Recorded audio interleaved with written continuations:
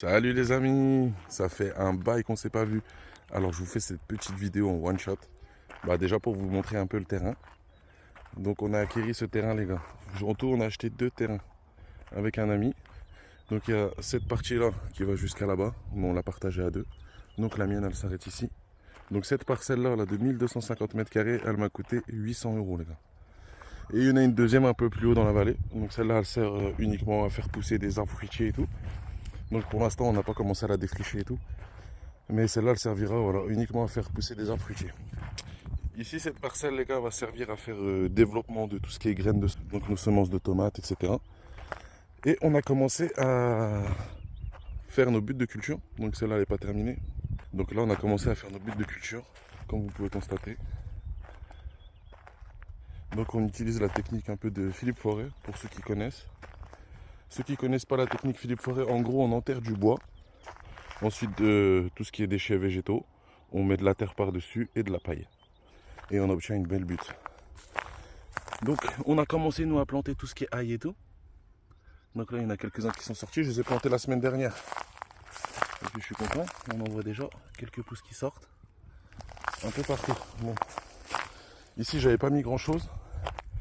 J'en avais mis plus autour de cette butte. Là, on va parler un peu du terrain les gars.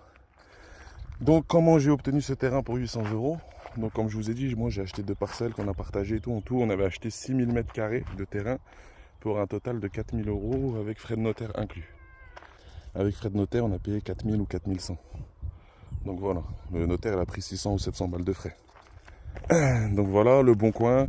On a dû attendre 2 mois une fois qu'on avait vu, enfin ça s'était fait par téléphone, le notaire pour attendre que la SAFER décide ou pas d'empter sur le terrain. Donc ça va, la SAFER n'a pas voulu du terrain. La SAFER en général, elle s'en fout des terrains qui sont de petites surfaces comme ça. Donc voilà, on a dû attendre 2 mois. Une fois que la SAFER a dit oui, on a été chez le notaire, on a signé et puis on s'est partagé les terrains. Donc là, il y a une petite surface de 1250 mètres carrés que je continue de défricher. Je vous fais un petit tour en même temps. Donc il reste tout ça encore à défricher jusqu'en bas. Donc on fait des buts de culture. Ici, je vais faire un carré pour pouvoir planter à l'intérieur. Du coup, pour protéger les cultures au cas où avec les animaux, parce que j'ai pas encore on n'a pas encore de clôture de terminée. Je suis en train de la faire. Vous voyez, j'ai planté plein de raquettes de cactus. Donc on n'a plus qu'à attendre que ça pousse, mais bon, ça prend du temps. Donc d'ici 1 an, on aura une belle clôture, je pense. Bon voilà, en attendant, je suis obligé d'attendre. Donc je plante au fur et à mesure que je défriche, etc. etc. J'ai conservé quelques arbres. Vous voyez, olivier, chêne. Donc ça, j'en garde un peu. Il y a du néprin. Sinon, tout ce qui est géné d'Espagne, je m'en débarrasse. Parce que ici, dans la région, on a eu un incendie il y a 4-5 ans.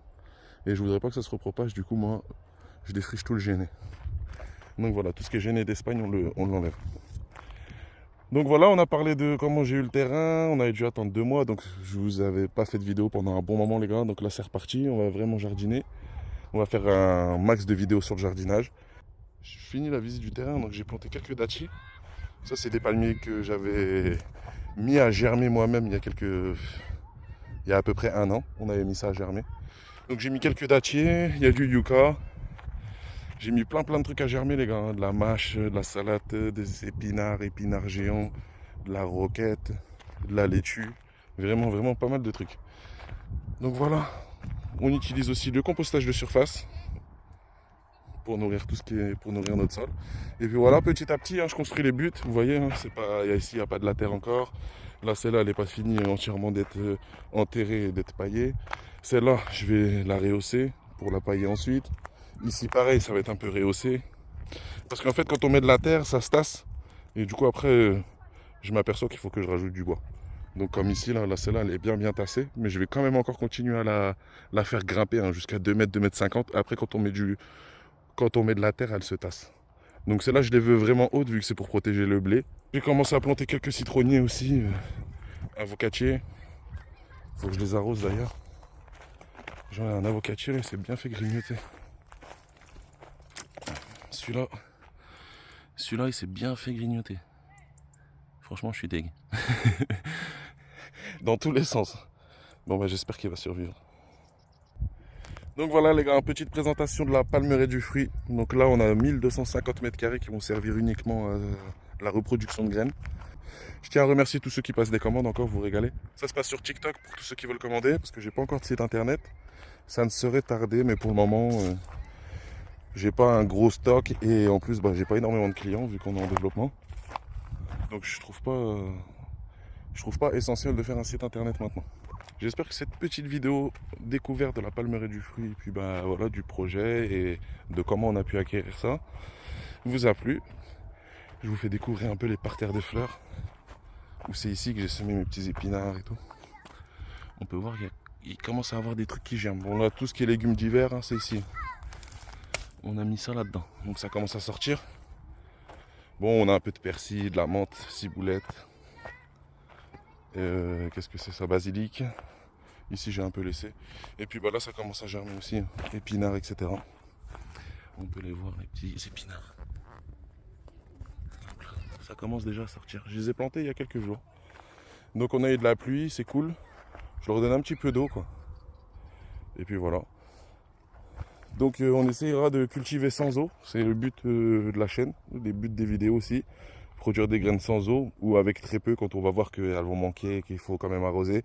On va quand même essayer d'apporter un petit peu d'eau. Donc de toute façon on n'a pas de puits, on n'a rien. Donc on va devoir faire ça comme on peut.